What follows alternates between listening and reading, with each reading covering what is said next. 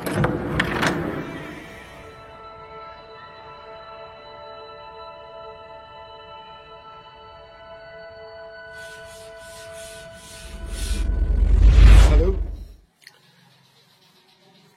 jumpa lagi dengan Lilin Tua. Saya harapkan, saya doakan mudah-mudahan perjumpaan kita kali ini lebih sehat dari kemarin dan lebih bersemangat.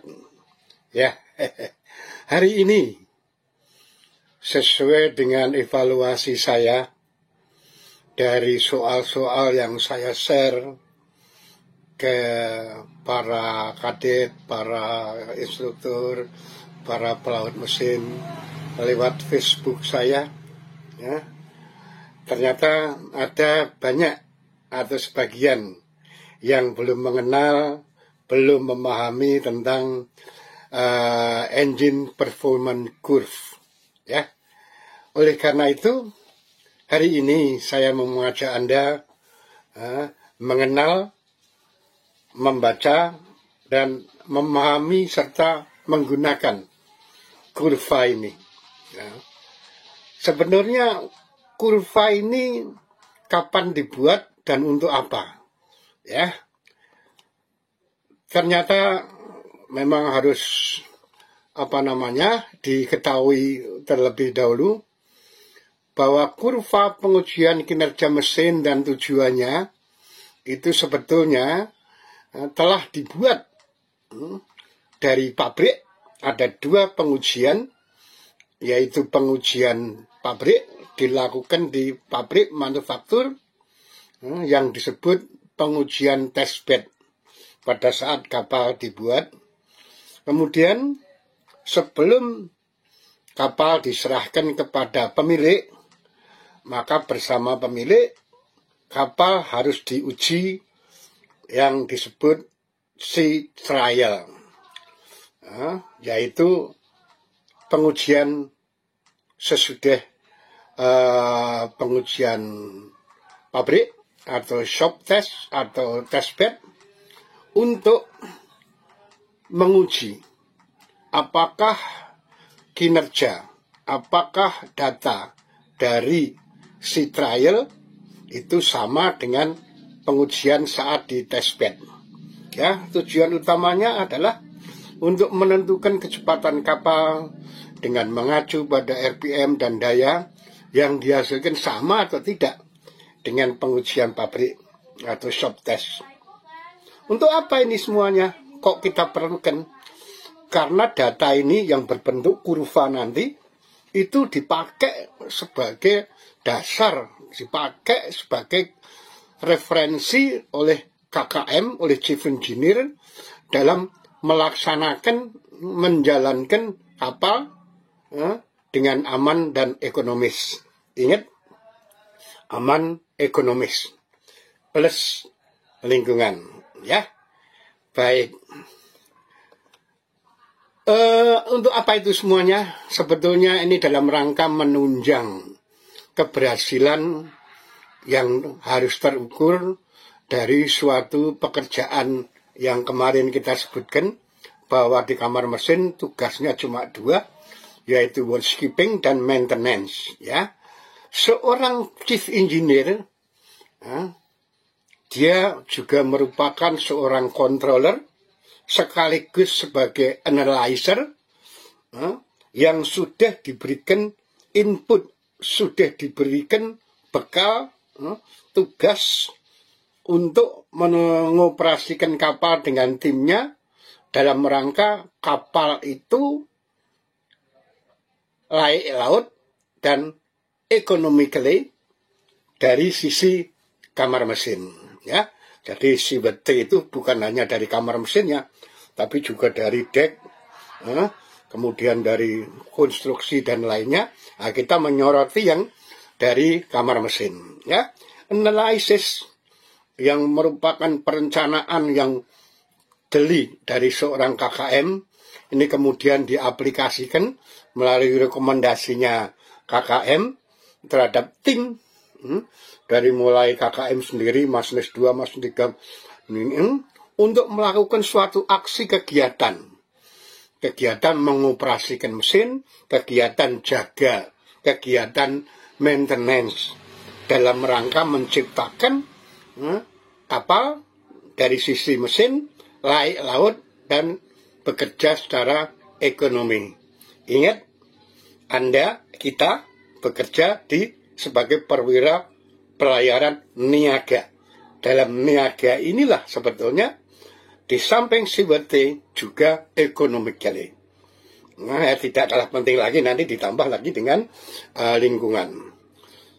Kondisi yang dikendaki ini harus selalu dimonitor secara konsisten melalui sistem mission, sistem jaga yang benar, sistem monitor yang benar, yang setiap hari dan tidak ngawur.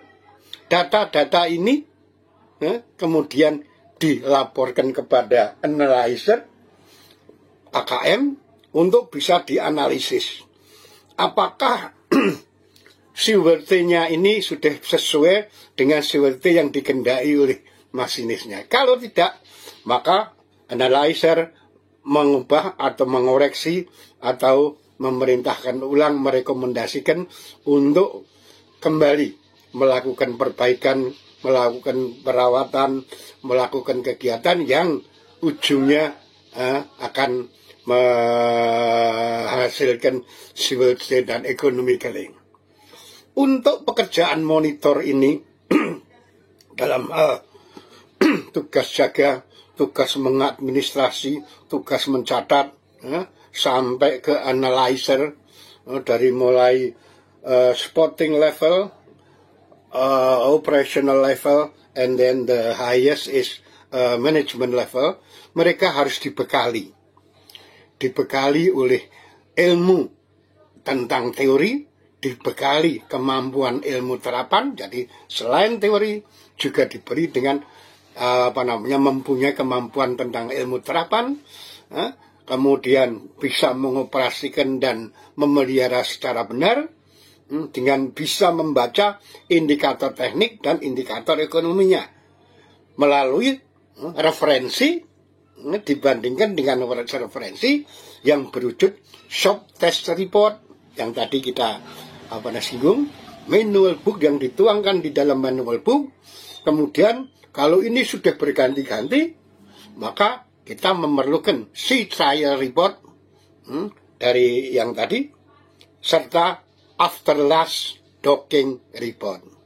Jadi 4 ini nanti dipakai oleh chief engineer di dalam mengevaluasi apakah yang dikerjakan itu hasilnya benar atau tidak, sesuai dengan tidak. Itu adalah direferensikan, dibawa, diaju kepada shop test, manual book, sea trial, dan after last docking report. Ya, dari situ baru bisa ketahuan ada penyakit enggak, ada masalah enggak. Kalau penyakitnya di mana, akan ketahuan semua dari pembacaan sea trial report yang berbentuk kurva kinerja mesin atau kurva performance mesin. Ya. Jadi engine performance curve atau kurva performance mesin itu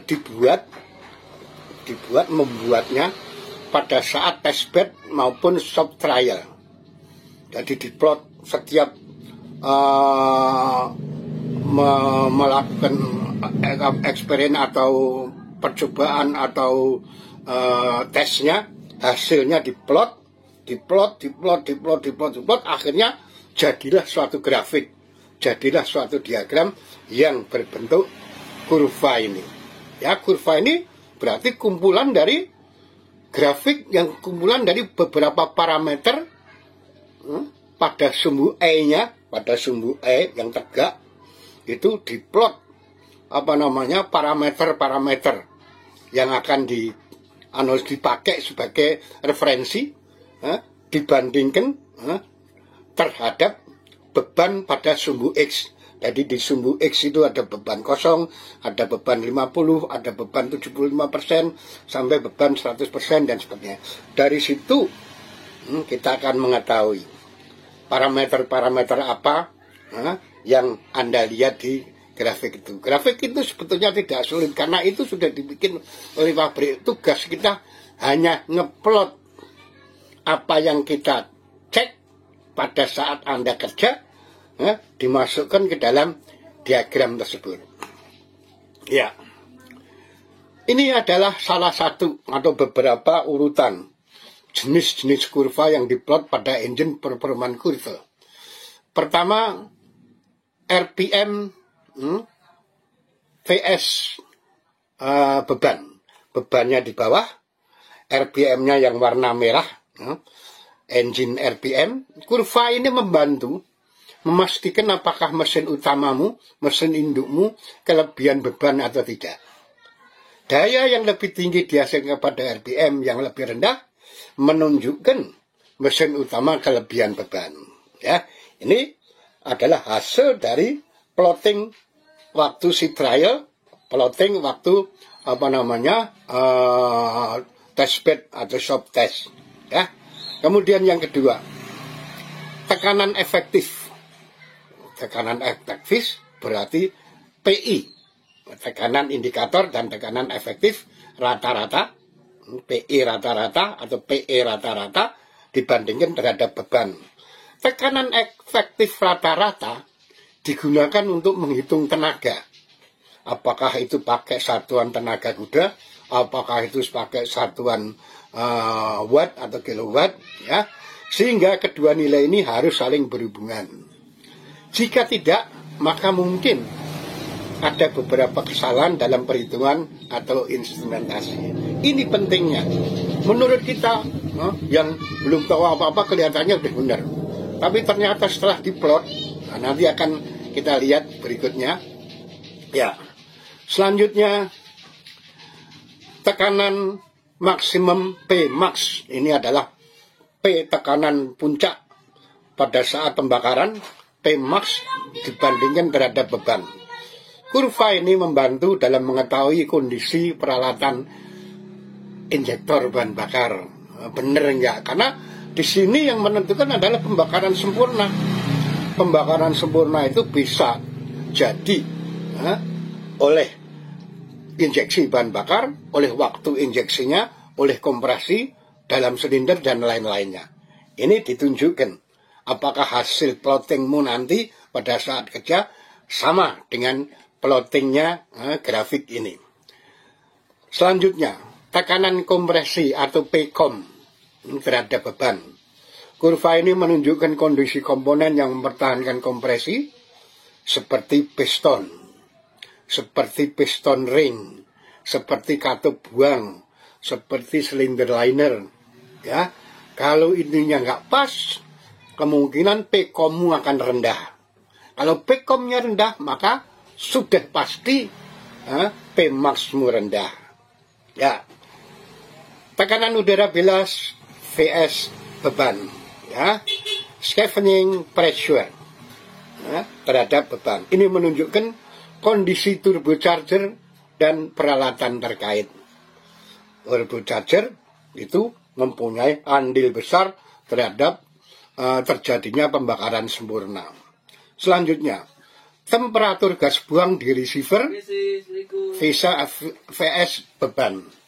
Ya, ini menunjukkan entalpi gas buang sebelum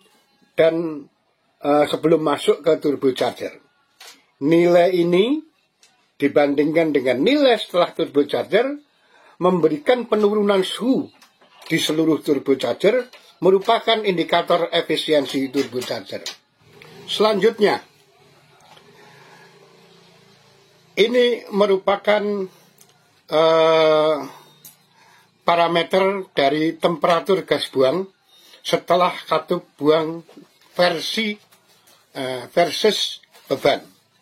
Ya, exhaust gas temperature after exhaust valve versus load.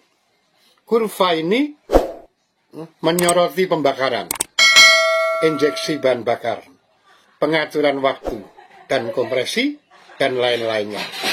Suhu yang lebih tinggi mungkin disebabkan setelah pembakaran. Ya, saya lupa, di bagian ujung luar itu merupakan satuan-satuan. Ada satuan RPM, ada satuan bar tekanan, ada satuan suhu, ya, dari parameter yang diukur, dites. Kemudian temperatur gas buang setelah turbocharger vs beban. The temperature of exhaust gas after turbocharger versus load. Kurva ini sangat berguna karena menunjukkan entalpi yang ditangkap dari knalpot, dari manifold oleh turbocharger dan kondisinya.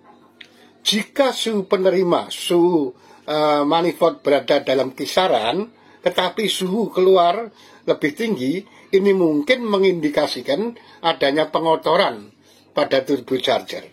Dan karenanya tekanan udara bilas yang rendah, tekanan udara bilas yang rendah, ini akibat dari kotor tadi, dan suhu gas buang yang tinggi. Oke? Selanjutnya, ini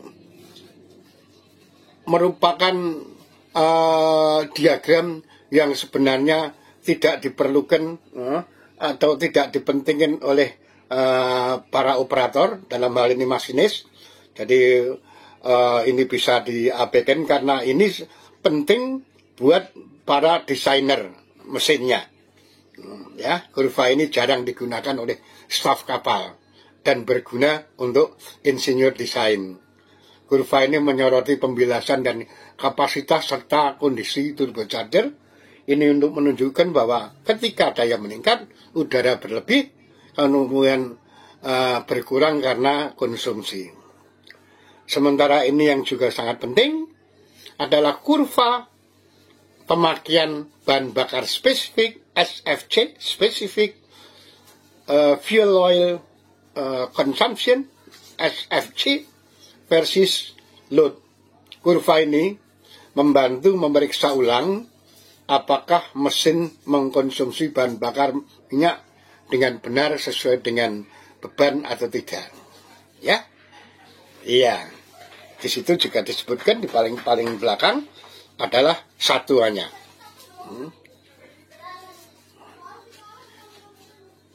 Penghematan pemakaian bahan bakar. Mesin induk akan bekerja secara ekonomis jika mesin dirawat dengan baik dan dijalankan pada tingkat keekonomian yang terukur, di mana konsumsi bahan bakar minyak tertentu yang paling sedikit. Apakah harus di 75% daya, apakah di 85% dan sebagainya, nanti ikut di kurvanya. Ya. Sebuah mesin dikatakan berkinerja baik atau terpelihara dengan baik jika dapat dijalankan dengan aman pada RPM terukur dan pada beban terukur. Ya. Selanjutnya, misalnya jika mesin memiliki peringkat layanan berkelanjutan 15.000 bhp atau nanti bisa dikonversikan ke satuan kilowatt pada 104 rpm, tetapi ternyata dapat mencapai RPM terukur dan mengembangkan 15.000 bhp sebelum waktunya pada 98 rpm. Ada kehilangan kecepatan kapal dan klaim kecepatan selanjutnya. Ya, diagram ini, kurva ini juga bisa menceritakan kepada kita bahwa apakah ada masalah kapal tidak dapat memberikan kecepatan, terlalu banyak mengkonsumsi bahan bakar, mesin berkelebihan beban atau tidak. Jadi dari kurva ini tadi, Anda bisa menganalisa, kita bisa menganalisa Ya, menganalisanya ya gampang. Apa yang Anda dapatkan diplot. Ya. Oke. Ini menunjukkan pada pengotoran lambung, jadi CWT ini tidak hanya disebabkan oleh kinerja mesin, tapi lambung itu juga menentukan baling-baling rusak atau penggerak utama yang salah, mesinnya yang salah, dan lain-lainnya. Dari kurva ini akan bisa dicari, akan bisa dianalisa tentang penyebab adanya penyimpangan-penyimpangan.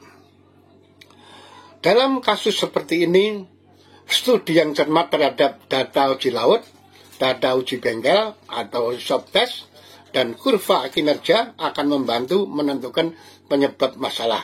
Oleh karena itu, ini sangat penting buat chief engineer, sangat penting buat para masinis, sehingga tidak hanya bilang ini katanya, tapi ini benar-benar safe menurut dibandingkan atau sesuai dengan acuan, yaitu logbook atau logbook manual book atau last sea trial record atau sea trial record, ya. Untuk troubleshooting, kalau ada sesuatu masalah, terlebih dahulu performa mesin itu harus diambil. Jadi kalau ada sesuatu yang dicurigai, maka kita harus mengambil data yang bisa dibawa ke arah diagram, ke arah kurva tersebut, yaitu pengambilan data atau parameter harus pada cuaca yang bagus. Jadi Anda tidak boleh mengambil diagram indikator pada ombak, ya, pada situasi yang tidak stabil. Cuaca yang bagus saat beban mesin stabil, jadi tidak dong, tapi harus dung stabil. Baru Anda ngambil diagram indikator, baru Anda mengambil suhu gas buang, baru ngambil suhu pompa udara bilas dan sebagainya. Setelah itu data yang Anda dapatkan tadi dipakai untuk diplot di kurva yang sudah didapat dari tes pabrik atau tes sea trial yang dituangkan di dalam buku manual. Ya, ini adalah pengeplotan parameter. Yang di samping kanan ini merupakan potongan dari sekian banyak parameter tadi. Nah, kita dalam mencari masalah, di dalam mencari benar atau tidaknya mesin kita, harus bisa membacanya sudah tadi, memahaminya juga sudah, sekarang menggunakannya adalah setelah Anda dapat tadi melaksanakan ngambil diagram, ketemu PI, ketemu NI dan sebagainya, RPM-nya dapat dan sebagainya. Nah, setelah mendapatkan parameter terukur pada kurva kinerja, kita mengetahui apakah parameter yang Anda ambil itu normal atau tidak. Ya, contoh dan kinerja yang ditumpangkan, yang ditindihkan, yang diplot pada kurva tersebut bisa dilihat dari contoh berikut ini. Pengambilan contoh ini diambil pada beban 75%. Pada beban 75% adalah garis kedua naik ke atas, ya, motong karakteristik parameter, apakah itu RPM, apakah itu PI, apakah itu Pmax dan sebagainya. Ternyata dari hasil pengambilan datamu di mesin, pada 75% beban RPM dicapai lebih rendah daripada sea trial. Sea trialnya menunjukkan itu, lihat yang paling atas. Ternyata plotmu, hasil pengambilan datamu pada saat Anda jaga, itu ada di bawah lebih rendah dari kurva sea trial. RPM is lower than sea trial at 75% MGR. Nah, ya. Tekanan silinder maksimum rata-rata Pmax, Pmax dari P pembakaran yang tertinggi, ternyata juga lebih rendah daripada si trial. Ya. Pmax is lower than normal. Selanjutnya, tekanan kompresi Pcom hampir sama pada si trial yang memastikan roda gigi berjalan seperti piston, ring piston, katup buang, semuanya dalam kondisi baik. Di sini ternyata Pcom-nya bagus, silinder linernya masih bagus, piston ringnya masih bagus, kemudian groove-nya masih bagus. Tapi kenapa RPM-nya kok rendah? Kenapa Pmax-nya kok rendah? Barangkali, nah, di sini yang akan kita lihat nanti. Tekanan udara bilas hampir normal, menunjukkan bahwa turbocharger dalam kondisi memuaskan. Turbochargernya bagus. Berarti dari segitiga api, udaranya bagus. Kemudian, Pcom-nya bagus, berarti penghasilan suhu untuk pembakarannya bagus. Temperatur gas buang semua meningkat, menunjukkan pembakaran tidak normal. Exhaust temperature are all above normal, indicating abnormal combustion after burning or change of timing. Jadi ternyata di sini Pcom-nya bagus, tekanan udara bila bagus, tapi kenapa RPM-nya rendah? Kenapa gas buangnya tinggi? Ya karena barangkali di pembakaran yang tidak sempurna. Mungkin kualitas bahan bakarnya, mungkin pengabutnya, dan sebagainya. Dari sini akan Anda kelihatan. Ya. Jadi, inilah yang bisa saya sampaikan tentang kurva performan. Ya. Jadi, bisa dipahami. Untuk sementara ini, inilah yang perlu saya sampaikan. Anda bisa tahu, mengenal, bisa membaca, bisa memahami, dan bisa memakai. Kapan kurva ini ada, kapan memakainya, Anda sudah harus bisa. Oke? Sampai jumpa dengan lilin tua dalam kondisi yang lebih bagus.